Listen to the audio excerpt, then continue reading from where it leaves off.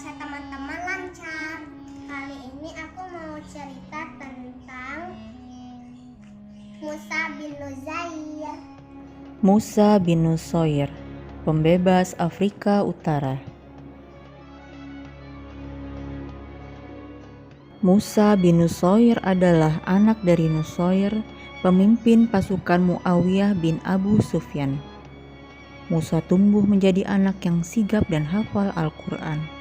Ketika Musa beranjak dewasa, mulailah terlihat kecakapan dan kemuliaannya.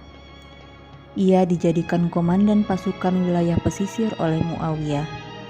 Pada masa Khalifah Walid bin Abdul Malik, Musa diangkat menjadi gubernur Afrika Utara.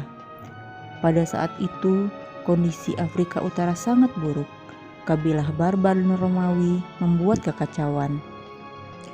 Kabilah barbar banyak bermukim di Gunung Zakwan, Tunisia.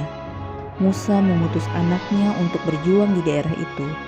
Dalam beberapa hari, Musa berhasil mengalahkan kabilah barbar. Setelah kabilah barbar, ia juga berhasil menundukkan banyak kabilah dan kota-kota di Afrika Utara, kecuali kota Ceuta yang saat itu dipimpin oleh Julian. Kota Ceuta merupakan kota milik Spanyol yang berada di ujung Afrika Utara.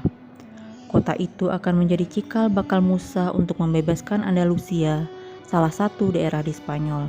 Sebelumnya, Musa telah berhasil menguasai kota-kota di pinggiran Spanyol. Namun, rencana terbesarnya adalah membebaskan Andalusia dari kekacauan penguasanya. Suatu saat, Julian bersedia untuk bekerja sama.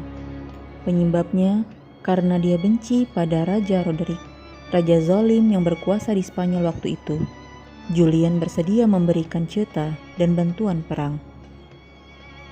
Awalnya Musa merasa ragu dan mengawasi Julian. Ternyata Julian tidak berbohong dan serius.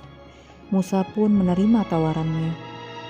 Musa mendapat banyak keuntungan dengan tawaran Julian. Mereka menyerang Roderick, sang penguasa Spanyol bersama-sama. Musa mengirim Tariq bin Ziyad untuk membuka jalan menuju daratan Spanyol. Setelah Tariq berhasil masuk, Musa menyusulnya dari Afrika Utara. Mereka kemudian bersama-sama menaklukkan seluruh wilayah di Spanyol. Mereka berpisah untuk menaklukkan daerah di barat dan utara. Setelah berhasil menaklukkan Spanyol, Musa berkali-kali mencoba untuk menaklukkan Perancis. Ia berpikir untuk mengislamkan daerah Eropa. Hal itu membuat pemimpin-pemimpin Eropa gusar. Sebelum sempat melakukannya, Musa dan Tariq dipanggil kembali ke Damaskus oleh Khalifah Walid. Karena taat kepada Khalifah, mereka pun menurutinya. Musa dan Tariq menarik diri dari Spanyol. Musa memberi mandat pada 3 anaknya untuk meneruskan perjuangan dakwah Islam di Spanyol, Afrika Utara, dan Maroko. Harta rampasan yang dimiliki Musa sangat banyak, namun tidak semua beliau ambil. Saat kembali ke Damaskus, beliau mengantarkan harta rampasan tersebut pada khalifah. Karena kekuasaannya yang luas, beliau juga berjasa dengan banyaknya rakyat yang masuk Islam. Musa bin Nusair merupakan pemimpin yang soleh. Selain pintar dalam strategi, beliau juga sangat taat kepada Allah. Pada saat paceklik, Musa memerintahkan rakyat untuk sholat istisqa. Setelah itu, beliau pisahkan hewan dari induknya sehingga mereka menangis. Kemudian beliau meminta semua rakyatnya memohon dengan menangis kepada Allah. Setelah itu, Allah pun berkenan menghentikan paceklik. Beliau mendirikan masjid dan madrasah.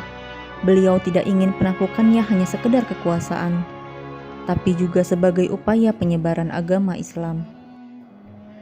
Musa bin Nusair meninggal di Wadil Qura pada tahun 97 Hijriah. Jenazahnya disemayamkan di Wadil Qura atau sebelah utara Madinah.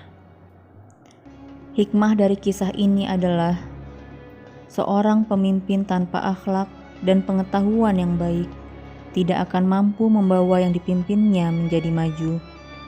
Karena itu, Kita harus bisa menjadi orang yang berakhlak dan berpengetahuan agar bisa menjadi individu yang baik.